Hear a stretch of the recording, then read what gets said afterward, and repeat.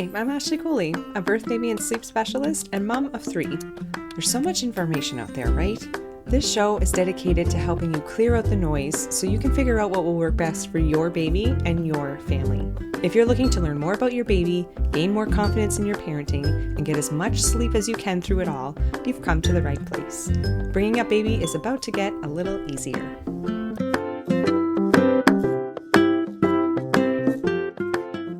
Hey everybody, welcome to the Bringing Up Baby podcast. This is Ashley Cooley, and today we're talking about when your baby's going to be going to daycare. This big transition that happens typically for those of us, often moms, often women who are on maternity leave for hopefully, luckily, approximately a year to 18 months. I had the 1 year mat leave for 2 of my kids, and I had about a 2-week break for the other one, but a very different situation. Anyway, all this to say is, we spent this big chunk of time in our lives. We had this baby or babies. We were taking care of them, helping them grow and learn and flourish. And we've been securing this lovely bond, secure attachment going on. And now it's time to go back to work, or we have to go and do something, or we want to go and do something. And therefore our baby or babies are going to be with someone else doing something else. Oftentimes it could be a daycare, a day home, staying with family. This is a big transition. And there's 2 other transitions that are going on at the same time. Particularly if you're breastfeeding, there's going to be a transition there, whether you decide to wean your baby or continued breastfeeding. And there's also potentially going to be a transition in sleep. And that's due to a lot of factors as well. So those are the 2 big things that we're going to dive into basically when it comes down to this daycare transition. So some considerations here. One of them is where they're going to be. So is this a licensed daycare center or day home? Is this going to be with your parents or in-laws? So it matters where they're going to be and who they're going to be with and how well you know that person. So that's kind of the other thing, not just you, but baby. So who are they going to be with? Is it family? Is it someone new? And when will they be going? And which we kind of mentioned that, that age range basically, because that also matters when it comes to their readiness for certain transitions. So the where, the who, the when, these things matter because, for instance, I certainly hear of a lot of day homes that only provide one opportunity for a nap per day, even though they are taking in babies as young as potentially about a year of age, and which we know, and probably a lot of you know now from our earlier episodes, that typically by a year of age, most babies are still really needing 2 naps a day. So that is a transition that's going to need to happen. Many daycare centers will follow sort of whatever nap schedule the family, the baby is on. Typically that could be 1 to 2 naps from that time of their year of age to 18 months. And usually that 1 nap a day, 18 months and over. So anyway, all this to say that it matters who they're going to be with. Is it someone familiar that has been putting them down for naps before, has been feeding them bottles of breast milk or what have you? So those kinds of things will certainly make a difference when it comes to these topics that we're talking about. So of course we're going to talk generally here, but a lot of these things will apply to a lot of people. Let's start with the breastfeeding transition. We are primarily talking about breastfeeding here because typically if you've been feeding your baby formula, generally speaking, it's cow's milk based formula, but either way, whatever formula your baby is getting, and you can transition them to that type of milk as they reach around a year of age or thereabouts. But when it comes to breastfeeding, a lot of times women, moms, people who are breastfeeding or chest feeding think that they have to wean when going back to work, because how could they possibly go from nursing their baby 5 or 6 times a day to not at all or very little because they're going to be back at work the next day or the next week or whenever that time comes. And the biggest thing you need to know, and it's no joke, your body and your baby will adjust. It's pretty remarkable. And it's also pretty remarkable how much they change from the time or how old they are when you start thinking about this time of going back to work and what's going to happen and what it's all going to be like.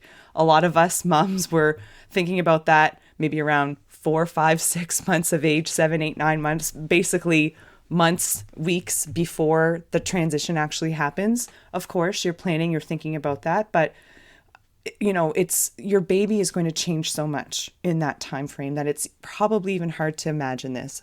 But all this to say, they will adjust. And when you are gone and you are at work or you're doing your thing, they're going to be doing their thing. And when you are home, when they wake up in the morning, when you get home at the end of the day, before they go to sleep, you can still feed on demand in those instances, or feed on cue, or have that time to bond. In fact, that's the kind of thing that can help them through these other transitions that inevitably do have to happen. For instance, you're going back to work, they're going to daycare, just as an example. This kind of thing has to happen. So anytime there's a transition, we talk about how many sames can you bring to the table to have that consistency move through that other transition. So we're transitioning from being with mom or being home with parents or family generally all the time to now mom's at work and baby's going to daycare. So how many other things can stay the same? If you're also going to be weaning breastfeeding, hey, listen, your choice, totally do whatever you need to do, but maybe try planning for that to happen sometime a bit after that transition, or maybe a bit before that transition, because doing a lot all at once could be a lot all at once for everybody, you included. So continuing to breastfeed whenever you are around your baby, even if you were on come Sunday night, the night before going back to work, you were breastfeeding your baby, like I said, maybe 6 times a day on average. Monday, it could drop to 2 or 3, and that would be fine. It would be fine. Here's an example. I'm just one person. I am just one person who breastfed her babies. But this one example, I breastfed my middle child the longest. She naturally weaned at about 2.5 or so when she was 2.5 years old. So when I went back to work, I had a full-time job Monday to Friday. She was about a year of age. I'm going back to work. She's going to daycare full-time. And she was my child that was breastfeeding nonstop right up until the day I go back to work. So I knew I wanted to continue breastfeeding as long as she comfortably wanted, and I was enjoying it as well. So we were going to continue doing so. And I was, of course, concerned, worried. I wanted to make sure that she was still getting everything she needed. And of course she was, absolutely. But it also was a bit for myself. So what I did was I would pump, and it is your right. Here in Nova Scotia, we are protected by our human rights legislation to breastfeed anytime, anywhere. If you're at a job, at a workspace, you are allowed time to breastfeed your baby or to pump in a safe and comfortable area. So those are your rights. So what I did was I decided to pump. So I would provide a bottle of breast milk to the daycare, which they happily took and offered to my baby. I told them just once a day, like at lunch or after lunch, I think, before her nap. They did that for a little while, and I quickly noticed the first week back at work how much was pumping. I can't remember exactly how much it was right now, guys, but let's just say it was 2 ounces. It's certainly not as much, never was as much as what I would have pumped when she was like 2 months old, that's for sure.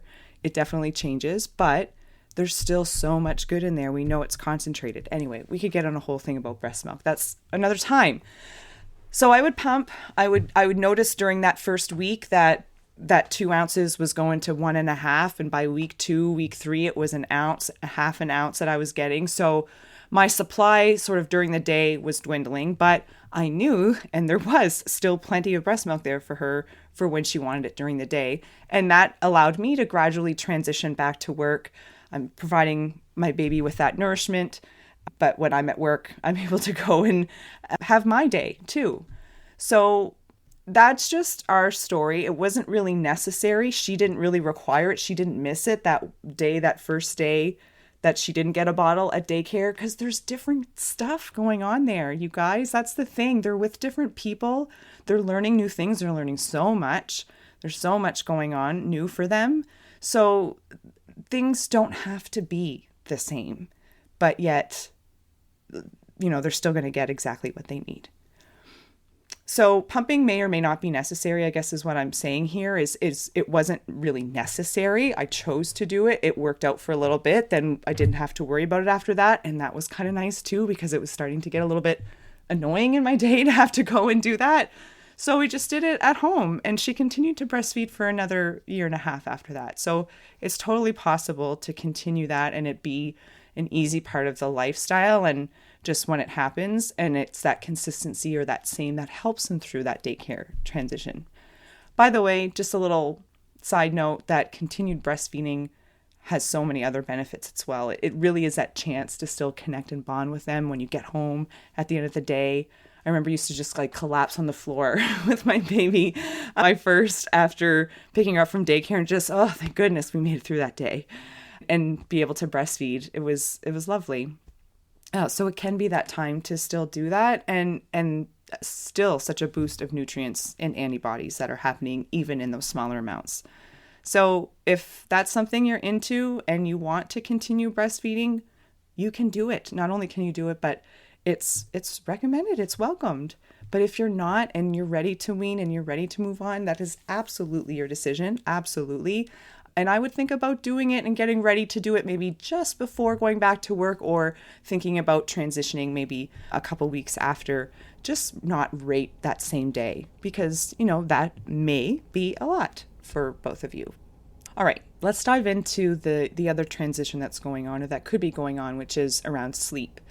So the things that could happen here, again, if we're thinking of baby going to daycare, going somewhere new around a year of age, their naps may shorten, they might be skipped, they might transition out of a nap in that process. I've heard it all, I've seen it all, I've experienced some of it myself with my own. It happens. It's kind of hard to predict sometimes, not always, but sometimes, we don't really know how the sleep is going to go, or really how much of anything is going to go. They will have a good time. They are going to learn. They will eventually perhaps love going there. No, they do. They really do. But when it comes to the sleep, it's harder to shut down, because again, like I was saying earlier, there's so much going on at daycare and it's so new. They're trying to take it all in. So shutting down for a nap is not on their radar, or not as much as it probably used to be. So first of all, actually, again, because of the naps being shortened or skipped, the night sleep may be impacted. So, this is where things can all kind of crumble, right? So the first thing is, understand that this is super, super common, and you can't predict it, and you can't, much like you can, as we said before, even when you're at home putting them down for a nap, you can lead the horse to water, but you can't make it drink. You can only do so much. And this is where, we're hoping that somebody else is going to be able to take care of this and get them down for the nap. But even not to their fault, not to anyone's fault, like I said, sometimes it just happens. So we need to understand that naps may be shortened. They might get skipped. That morning nap might get skipped, or the afternoon, whichever one, if it happens, or they're shorter. Or maybe just because, again, they've been there all day and it's very new and they're really putting out a lot of energy, you're probably going to want to aim for an earlier bedtime. And don't be shy to go as early as 6:30, if you can. That's the other thing, right? If we're working late, or now we got to get home and get dinner and you want to have time together. So I know those earlier bedtimes can be really tough, especially on the weekdays or when we're working. So do what you can. Understand that this is going to be temporary. Yes, they could be exhausted when they get home, and it's really hard to keep it together. We've all been there, right? But really, this too shall pass, and we can only do what we can do, which is basically, number 1, be patient. Number 2, bring some comfort items. So bring those sames. Do they have a soother? Do they sleep with a lovey or a little nice little muslin blanket or something that they can cozy up with, their sleep sack, whatever those sames are, will be fantastic. The other things that we don't necessarily have much control over, like what sound they're using on their white noise machine in the room, or how many other babies are also going to be sleeping at the time, all of those things they have to think about at daycare centers and day homes. Typically, they're thinking about, the group, not just the one, even though they're there to help however they can, of course.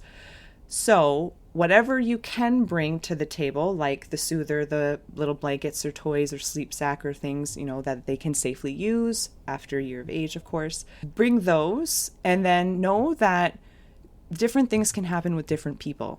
You're going to be surprised at the different foods that they'll eat at daycare, and they won't even touch them when you make them at home. At least that happens over here. I don't think I'm alone in that. Just to say that they can do different things with different people, so they can find a way. The staff or the person that's looking after your little one can find their own way of helping them to sleep. So it can still work out, even if it's tough in the beginning. The last thing would be, like I was saying earlier, just to wrap it all up, is to aim for that earlier bedtime. Of course, you don't necessarily have to do that if they do get those longer naps, or if that afternoon one was better than the first one, that's fine. But if they're skipping a nap, if it's really short, if it's really early, they're waking up by 1:30 and then they're going the rest of the day, to go past 6 or 6:30 would just be so much for a baby of that age, year, 18 months. So trying to get as early as a bedtime as you can will help to compensate for that. If they go down to one nap a day at the day home or daycare, even though they're still quite young, they're really not ready, you know that if they were home they would still be having 2 naps. You don't have to transition them to one nap to get used to that. I would even say to allow for the 2 naps when they are home. So on the weekends or any time that they're at home, still offer the 2 naps, and that can help them through the adjustment. No, it's probably not going to be perfect, but very rarely do we see a baby who can just nap, and then not, and be okay with it, right? So being able to catch up with it is going to be helpful. All right, so thanks for joining for this conversation around returning to daycare when it comes to breastfeeding and continuing that if you choose to during that transition, and how the sleep can change, but what to kind of do about it. So we only have so much control. Once again, you can only do what you can do. Being engaging and talking with the daycare staff or day home staff of how sleep is going, and looking into that and being a little bit prepared and knowledgeable before they go would be helpful. If you have some specific questions around this and you want to continue the conversation and continue to learn more about baby and all of these lovely milestones and things that they're doing, we would love to see you in the Bringing Up Baby community membership. And you can currently join us. We will link to that in the show notes. We do Q&A sessions every Thursday. We record them. If you can't show up, we have a private Facebook group so we can continue the conversations there. And that's what we like to do. So feel free to join us, and we hope you do. Looking for more? Check out birthbabysleep.ca, where you'll find prenatal classes, postpartum and new baby resources, and sleep support during the childhood years. You'll also find me on Facebook and Instagram at birthbabysleep. It would be awesome if you followed us wherever you listen to podcasts, and if you can, leave a review or a rating, which goes a long way for helping others to find us. That's all for now. I'm Ashley Cooley, and we'll see you back here next time.